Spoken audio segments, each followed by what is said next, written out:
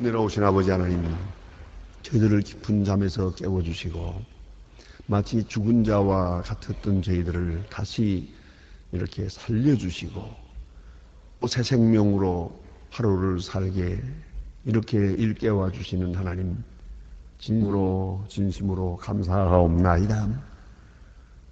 우리가 먹는 것, 우리가 사는 이 모든 생활 하나하나가 다 우리의 건강을 위협하고 있지만은, 그러나 넉넉한 건강을 주셔서 오늘도 이렇게 건강을 지켜가고 주 앞에 나오며 주의 일 할 수 있게 하시오 이 은혜를 진심으로 감사하옵나이다. 보는 것, 듣는 것, 또 들려지는 것, 이 모든 일들이 다 우리 마음을 어지럽히고 있습니다. 소망적인 것은 별로 없고 모두가 한다, 끝난다, 위기다, 절망이다, 파업이다, 말할 수 없는 어려운 문제들이 이렇게 우리 마음을 엄습하고 있지만은, 그러나 오늘도 이 근심과 걱정에서 헤어나서 모든 것을 주님께 맡기고 밝은 마음으로 아침을 맞게 하시오니 진심으로 감사하옵나이다. 하나아버지, 간절히 바라옵는 것은 이 모든 복잡한 문제가 다 주의 손에 있는 줄 압니다. 우리가 잘못한 일로 인하여 우리가 징계도 받고 실패도 당하고 심은 거두는 그러한 많은 어려운 일들이 이렇게 겹쳐지고 있습니다. 그러나 우리의 인간들의 실패 혹은 실수 혹은 죄악된 행위, 이 모든 것을 초월해서 하나님께서는 합동하여 선을 이루시는 위대한 역사를 우리 현실 속에서 이루어 가시는 줄 믿기에 오늘도 감사와 찬송과 영광을 돌리옵나이다. 인간들의 실수를 통해 역사하시는 하나님, 오늘도 주님의 위대한 뜻을 나타내 주시고 그 모든 종국이 하나님께 영광되고 하나님의 뜻으로 맺어지고 또 거룩한 역사로 나타나는 것을 또 간증할 수 있게 해주시기를 기도하옵나이다. 아버지 하나님, 주의 손에 두시고 인간에게 맡기지 말아 주시옵소서. 주의 뜻이 이루어지기를 바라며 또 속히 이루어지기를 바랍니다. 인간의 잘못된 일들은 다 실수로 끝나고 다 무산되고 하나님의 귀하고 온전하신 것만 이루어지기를 기도하옵나이다. 오늘도 하나님의 말씀이 바르게 권세 있게 전해지게 하옵소서. 땅끝까지 들려지게 하옵소서.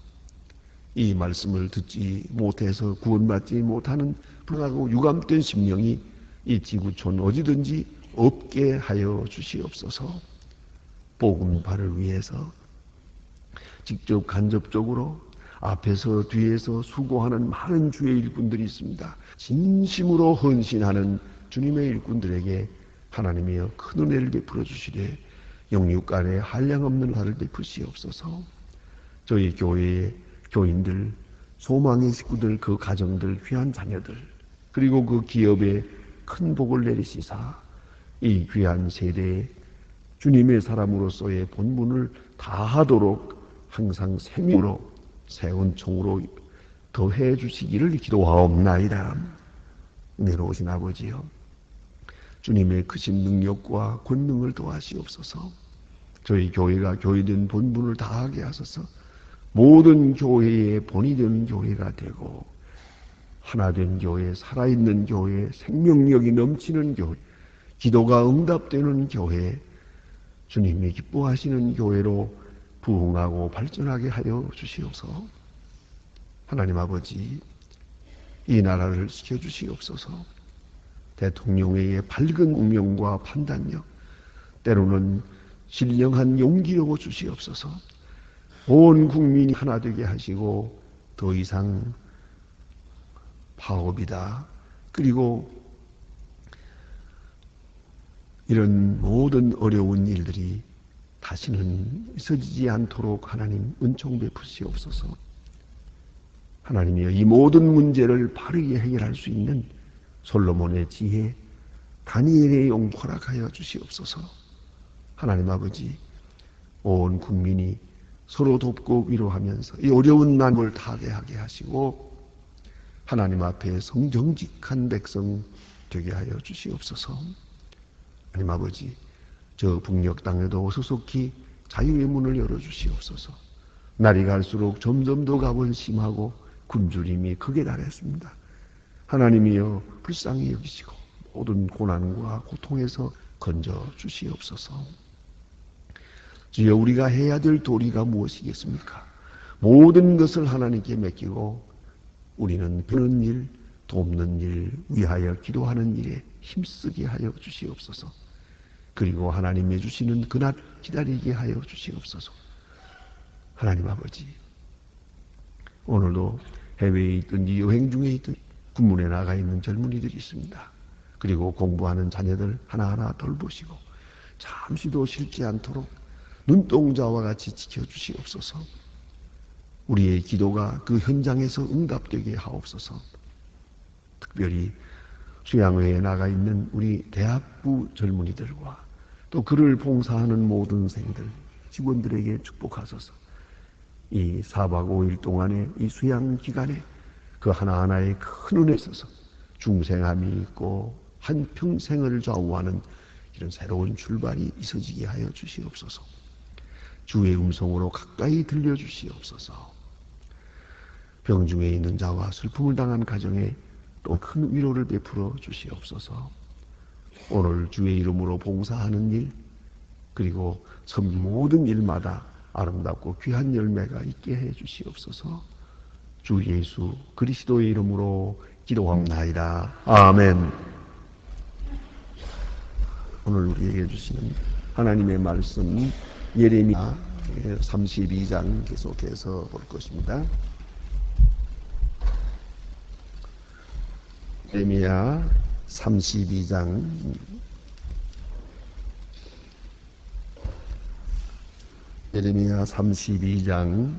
36절부터 끝절 44절까지 봉독하게 되겠습니다. 예레미야 32장 36절로 끝절입니다. 같이 한 목소리로 봉독하시겠습니다. 그러나 이스라엘의 하나님 나 여호와가 너희에게 말한 바 칼과 기근과 영으로 인하여 바벨론 왕의 손에 붙인 바 되었다 하는 이 성에 대하여 이같이 말하노라. 보라, 분과 분노를 그들에게 쫓아내 그 지방에서 그들이 몰아내고 이곳으로 다시 인도하여 안전하게 거할 것이라. 그들이 내 백성이 되겠고 나는 그들의 하나님이 될 것이며 내가 그들의 한 마음과 한 도를 주어 자기 후손에게 복을 위하여 항상 나를 경외하게 하고 내가 그들의 복을 주기 위하여 그들을 떠나지 아니하리라 하는 영영한 언약을 그들에게 세우고 나를 경외함으로 그들의 마음을 두어 나를 떠나지 않게 하리. 내가 기쁨으로 그들에게 복을 주되 정령이 내 마음과 정신을 다하여 그들이 이 땅을 심으리라. 나 여호와가 이같이 말하노라. 내가 이 백성이 이 재앙을 내린 것 같이 악한 이 모든 복을 그들에게 내리리라. 너희가 말하기를 황폐하여 사람의 짐승이 없어 갈대아인에 붙인 바 되었다 하는 이 땅에서 사람들을 사되 베냐민과 땅의 예루살렘에 받 나의 성읍과 산지와 성읍과 평지의 성읍들과 남방의 성읍들에 있는 밭을 은으로 사고 중서를 녹하여 인봉하고 증인으로 세우리니 이는 내가 그들에게 포로로 돌아오게 함이니라. 여호와의 말이니라. 아멘. 오늘 하나님께서 예레미야를 통하여 주시는 이 말씀 속에 아주 깊은 진리가 있고 또 복음이 있습니다. 이스라엘 사람들, 유대 사람들이 자기들의 죄로 인하여 지금 징계를 당하게 되고 많은 시간 하나님 말씀으로 일깨워 주었지만은 끝까지 회개하지 아니하므로 결국은 비상조치를 취하게 됩니다. 들려지는 말씀, 감동해 주시는 말씀에 순종하지 않기 때문에 또 그 많은 사건들 속에서 저들이 깨우치고 회개하고 돌아오지 않기 때문에 결국은 큰 일을 만나게 됩니다. 그것이 바벨론 포로라고 하는 엄청난 사건입니다. 나라는 망하고 성전은 무너지고 성벽은 회파되고 그리고 모든 사람이 바벨론으로 포로되어 가는 엄청난 사건을 하게 됩니다. 이제 이미 바벨론은 포로되었습니다. 지금 포위되었습니다. 이제 하나님의 징계는 나타나기 시작합니다. 이제 하나님의 예언이 내로 이루어지기 시작합니다. 여기서 우리는 깨달아야 합니다. 그 말씀은 망하라 하는 말씀도 믿어야 합니다. 지금 망하지 않았어요. 그러나 망하리라 하면 그 말씀을 믿어야 합니다. 예레미야를 통해서 주시는 예언의 말씀을 믿었다면 거기 구원이 있는 겁니다. 이 믿음이 중요합니다. 믿음은 미래에 대한 것에 대한 현재적 실증입니다. 앞에 들을 오늘 된 것처럼 받아들이는 것이 믿음이에요. 우리가 이 젊은 사람들을 놓고 생각합니다. 이 젊은이 봅니다. 어제도 우리 곤지암 수양관에 갔는데 우리 대학부 학생들 지금 가서 수양회를 하네. 그 대학생들 얼마나 예쁘고 아름다운지 몰라요. 전 젊은 사람들의 그 세계를 봅니다. 그런데 그들에게 저는 말합니다. 자, 이제 젊었다고 항상 젊은 거냐? 그렇잖아요. 불과 며칠 후에 청년이 오고 그 다음에 장년이 오고 노년이 오는 거예요. 반드시 이런 시간이 온다 하고 말할 때 그걸 믿어야죠. 만일에 그 중에 그럴 리가 있나? 그런 정신 나간 사람은 없겠죠. 그러나 그렇게 이제 앞에 장년이 오고 노년의 세상이 온다는 걸 알기는 아는데 그것에 대한 확실한 믿음이 없어요. 그래서 오늘 준비하지 않는단 말이에요. 미래를 위해서 준비하지 않는다면 그는 참으로 어리석은 거죠. 그와 마찬가지로 하나님께서 말씀하십니다. 이제 큰 환난이 오겠다. 믿어야지. 그러면 오늘 회개하게 되겠죠. 또 그 다음에 지금 환난을 당하고 있습니다. 지금 이미 바벨론 포로가 시작이 됩니다. 많은 사람이 끌려가고 죽고 전쟁에 재난에 연병에 이상합니다. 이 전쟁이란 전쟁만 있는 게 아니에요. 전쟁 하나가 오면 그 다음에 병이 따라옵니다. 이상합니다요. 예? 그 많은 피를 흘리기 때문에 그래서 전쟁에 죽은 사람보다 뒤에 따라오는 그 병에 죽는 사람이 더 많습니다. 그렇게 전쟁에는 기근과 연병과 재난과 또 겹칩니다. 자, 이때는 또 어떡하느냐? 이제는 끝났다 할 것입니까? 이제 하나님께서 말씀해 주십니다. 돌아올 날이 있으리라. 그래서 밭을 사라, 증서를 만들라. 반드시 돌아오리라. 반드시 궁휼이시리라. 이런 말씀이에요. 또 이 말씀을 믿어야 돼요. 그러니까 평안할 때는 망하는 말을 믿어야 하고 환난과 고통 중에는 징계를 받으면서는 구원에는 믿어야 돼요. 이걸 아셔야 됩니다. 평안하다고 항상 평안한 게 아니에요. 이제 앞에 심판이 있어요. 그걸 믿어야죠. 믿고 정신을 차려야죠. 그런가 한 또 고통의 날에는 하나님의 구원의 약속을 믿어야 됩니다. 그것이 오늘 주시는 메시지의 내용입니다. 돌아오리라고 말합니다. 그런 거로 아무 걱정하지 마라. 자, 이제 그래서 문제입니다. 평안할 때는 앞에 심판이 있다는 것을 항상 생각하면서 오늘을 살아야 되고, 고통의 날에는 많은 어려움이 겹칠 때 하나님의 약속과 하나님의 구원의 날이 있다는 것을 믿고 오늘의 고통을 참아야 돼요. 마치 예수님께서 친히 말씀하신 것처럼 요한복음에 말씀하셨죠. 해산하는 여인이 임산의 시간이 가까워오면 걱정을 한다. 자, 내가 평안하지만은 내 뱃속에 지금 애가 있어요. 그러면은 이제 언젠가는 산부인과에 가야지. 또 고통의 날이 있을 거죠. 예? 이 날은 이건 정해진 날 아닙니까? 몇 월 며칠 몇인지는 모르지만 반드시 오지고요. 또 그리고 고통을 당할 때는 임산의 고통을 당할 때 고통을 당해서 아이고 나 죽는다 하고 끝나서는 안 돼요.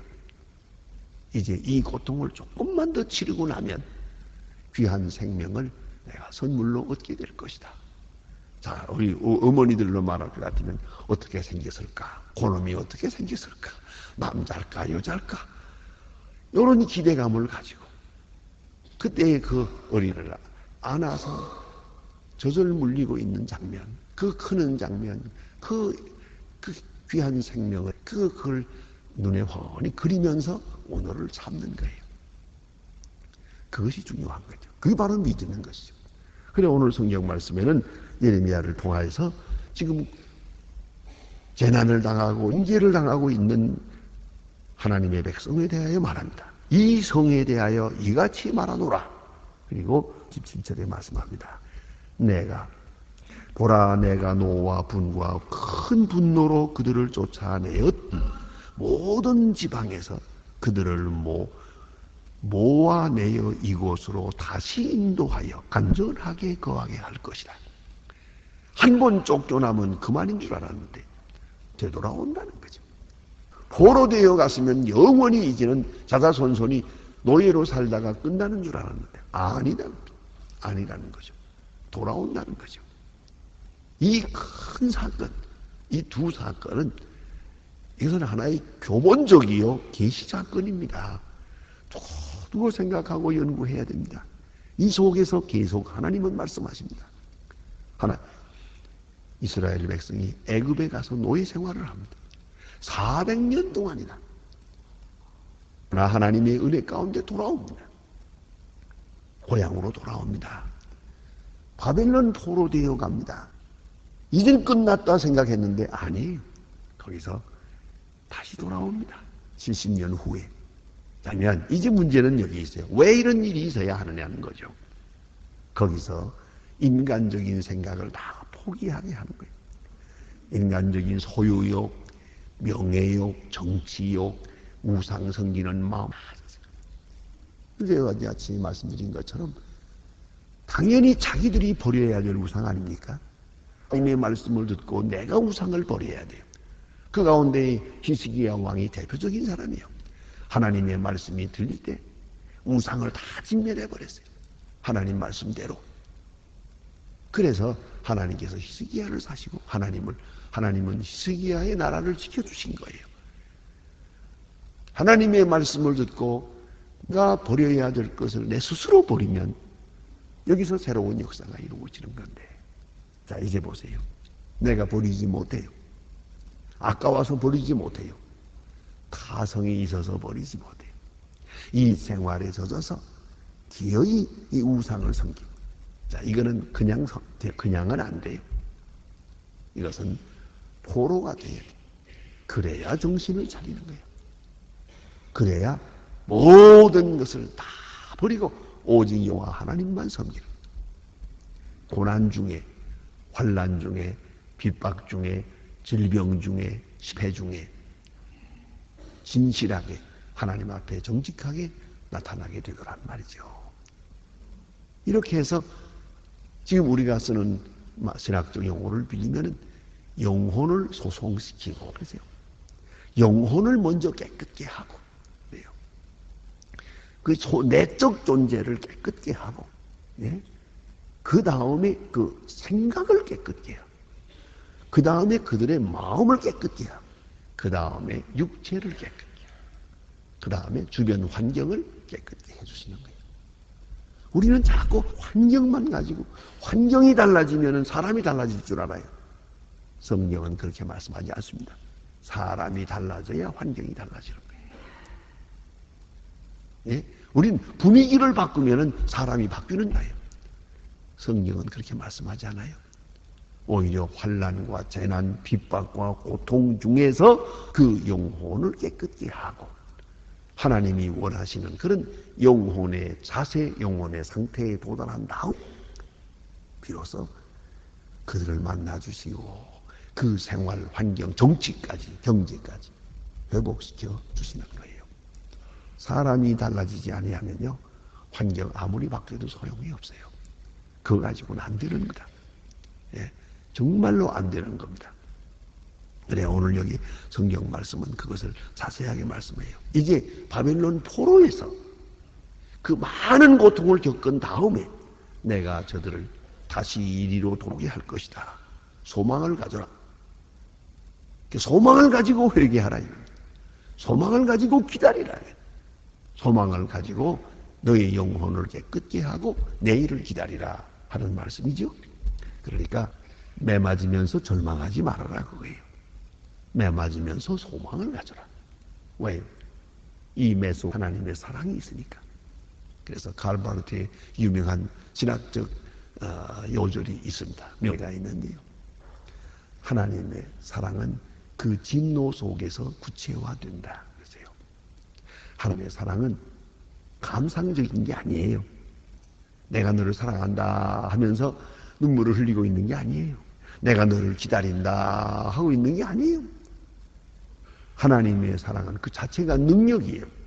그게 끼예요. 그런 거로 구체화되어 생활 속에 나타나요. 그러면 잘못 길로 가는 사람에게 나타나는 하나님의 사랑은 어떻게 되겠습니까? 그것이 바로 징계예요. 그게 책찍이에요. 그것이 실패예요. 그것이 큰 역경이에요. 그래서 하나님의 사랑임을 너희가 잊지 말아라. 왜요? 하나님이 이 사건 속에서 나와 함께 계시고 또 나를 인도하시고 여기에 목적이 있고 깊은 뜻이 있다는 것이죠. 그러니까 징계와 어려움을 당할 때 개인적으로나 민족적으로나 어려움을 당할 때 그 속에 하나님의 사랑이 있고 하나님의 말씀이 있음을 항상 마음에 생각하면서 그 고난을 조용히 받으며 뜻하신 바를 이루어야 할 것이라는 말씀이죠. 또 그 다음에 여기 주시면 보니까 그래 할 때에 돌아오게 할 때에 보면 것 같으면 저들이 나를 경외 항상 나를 경외하겠고 나는 항상 그들과 함께 있을 것이고 또 그 다음에 보니까요 저 귀한 말씀은 영원한 언약을 그들에게 주고 그랬습니다. 영원한 언약 약속을 주겠다는 거예요. 환경은 바뀌어도 약속은 바뀌지 않아요. 영원한 언약의 뜻을 잘 생각해야 됩니다. 어떤 의미는 이것은 요새 흔히 말하는 대로 무슨 그런 말이죠. 상호주의란 말하죠. 상호주의, 쌍방주의, 뭐 평형, 뭐 균형 이런다 하지만은 하나님의 약속은 그런 게 아니에요. 일방적인 것이에요. 영원한 것이요.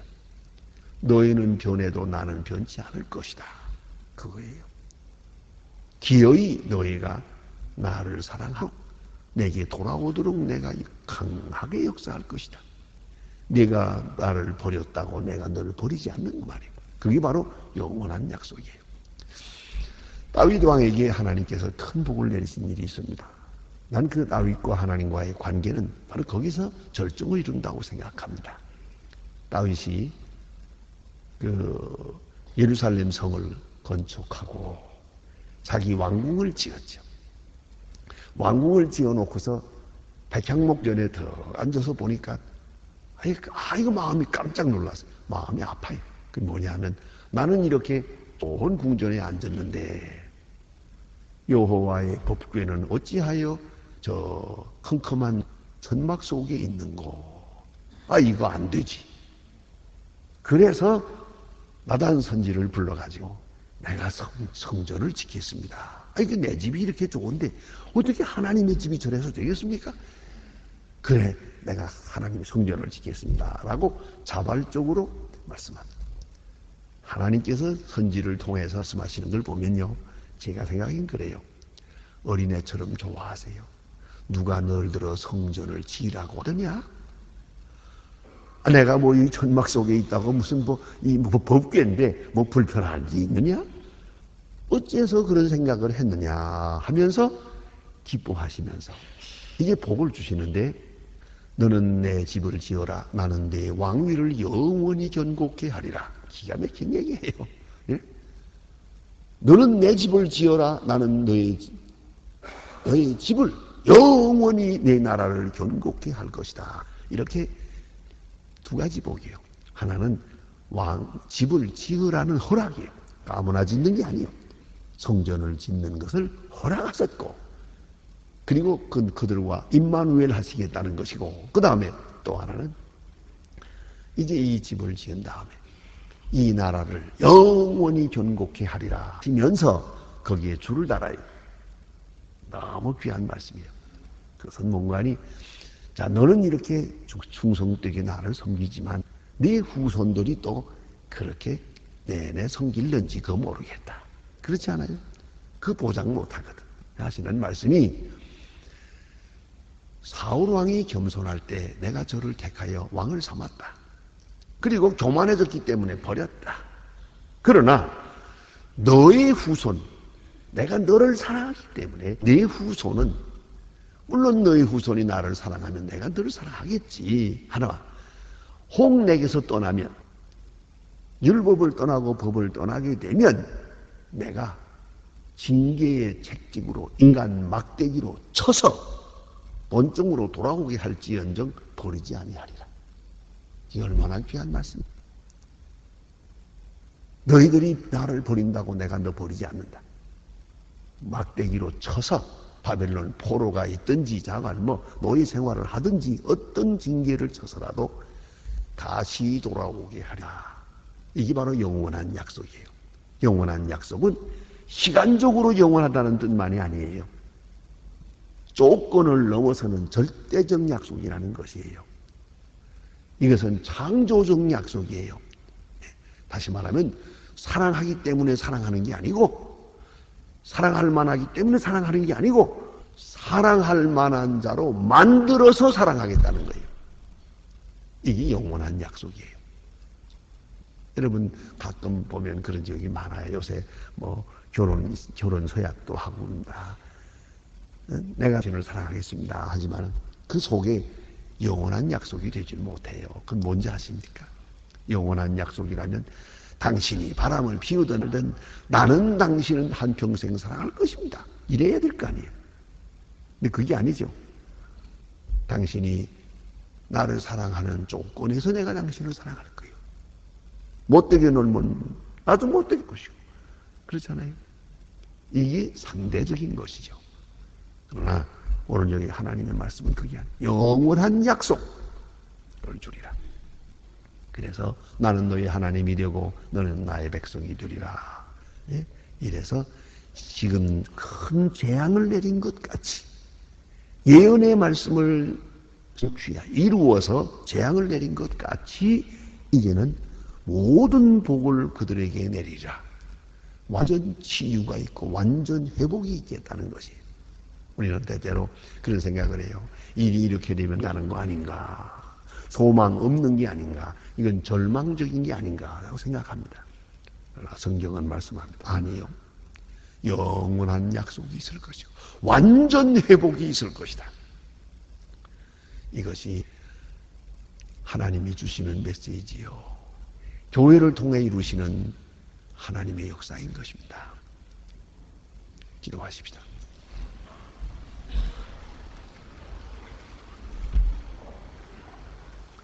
하늘에 계신 우리 아버지시여, 이름이 거룩히 여김을 받으시오. 나라의 마옵시며 뜻이 하늘에서 이룬 것 같이 땅에서도 이루어지. 오늘날 우리에게 일용할 양식을 주옵시고 우리가 우리에게 죄진 바를 사하여 같이 우리 죄를 사하여 우리를 시험에 들게 하지 마옵시며 다만 악에서 구하옵소서. 나라와 권세와 영광이 아버지 영원히 있사옵나이다. 아멘.